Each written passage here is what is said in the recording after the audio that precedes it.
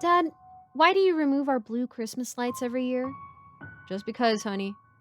The house doesn't look right outside or inside without the blue lights. Honey, you wouldn't even notice that there weren't any blue lights if you didn't see me removing them.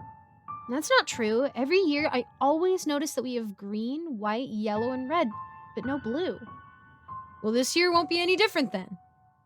You bought a new set of lights where you replaced about 50 of the blue bulbs with a different color bulb, and then you threw the blue bulbs in the garbage? Once again, yes, you are correct.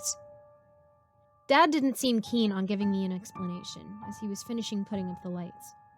After discarding the remaining blue bulbs into the trash, my dad then goes into the house. Why does he do weird things and not give any explanations? I think to myself. I decide to go into the garbage can and retrieve some of the unbroken blue bulbs.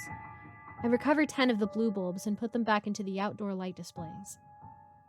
The blueness gives the lights a much better color vernacular, I think to myself, as I look proudly at my accomplishment. I think my dad sometimes dispels me because I'm only 12 years old, but he doesn't realize the artistic qualities that I possess. I go back into the house and play with my phone for a little while before heading off to bed. Good night, honey. Night, Dad, I say before I go to bed. Thud, bam, stomp, I hear against the wooden floors of our house, which sounds like a burglar is running through it. Oh, Lord. I spring into a seated position in my bed where the fear of the unknown noise paralyzes me. The stomping noise then hastily proceeds down the stairs as my heart continues to pound through my chest. I hear the front door of my house violently open, and then the noise goes away. My fear gradually subsides to the point where I yell out from my bed, Dad, what was that? I don't get a response, which makes me worried, because it would have been impossible to sleep through that loud banging noise. I slowly get out of my bed and head towards my dad's room. Dad, are you in here? I say as I enter his room. Still, I get no response, so I turn the lights on and, oh no, comes rushing out of my mouth when I see that his bed is empty. He must be drinking again, I say aloud to myself.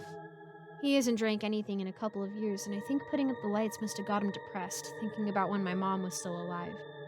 I try calling his cell phone, but I hear his phone ring in his room, which only means that he didn't bring his cell phone with him.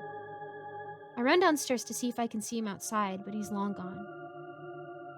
I wait to see if he comes back home. After a few hours, he doesn't return, so I pass out on the couch. At 5:30 a.m., I'm awoken by police lights flashing outside of my house. I look out the window and I see that it's Officer Kirk, who's my friend Samantha's father from school. Samantha's father had helped us out when my mom was really sick with cancer. I go outside and meet Officer Kirk by his patrol car. Hi, Julie. I have your dad with me. Yeah, he stormed out of the house several hours ago. Someone called us because he was running through the woods like a mindless beast, yelling and screaming. Well, really? That's weird. I mean, even when he used to drink, I don't remember him doing that. After we subdued him, we did an alcohol test on him, which determined that he had no alcohol in his system. That's really weird. I'm not sure why he's behaving like this. He was given a sedative, so he should be fine once he wakes up. Officer Kirk almost has to carry my father to the couch, which I'm really grateful for him doing instead of sending him to jail or a psychiatric hospital. Officer Kirk leaves the house and my father continues to rest on the couch. After an hour, he wakes up from his sedation. Why am I on the couch? Dad, you stormed out of the house last night and then you ran through the forest like a wild animal yelling and screaming or something. What? My dad responds, looking completely confused. Yeah, Officer Kirk drove you home and assisted you to the couch. I'm sorry, honey. I didn't mean to embarrass you. It's fine, Dad, but what did you do that for? I have zero recollection of it even happening. We're both drained, so we drop talking about the circumstances of the ordeal for now. I get ready for school, and Dad toughs it out and gets ready for work. I walk outside to catch the bus, and I get a warm, tingly feeling when I pass by the Christmas lights that are now turned off from an automatic timer because Christmas was always my favorite holiday.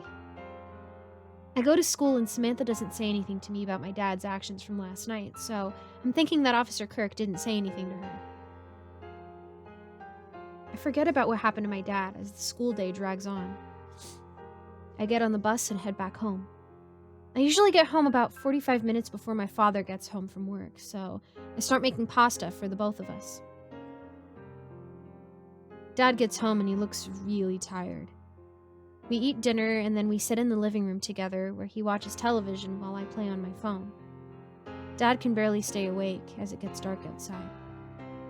"Oh cool, the Christmas lights came on," I say as I see the pretty colors piercing through the white window shades. I put my head down to play a game on my phone and I start to hear an unsettling noise that grabs my attention. It sounds like a growling noise that a dog makes before it's about to attack someone. I look up at my father and say, "Dad, what's wrong?" as I realize he was making those noises.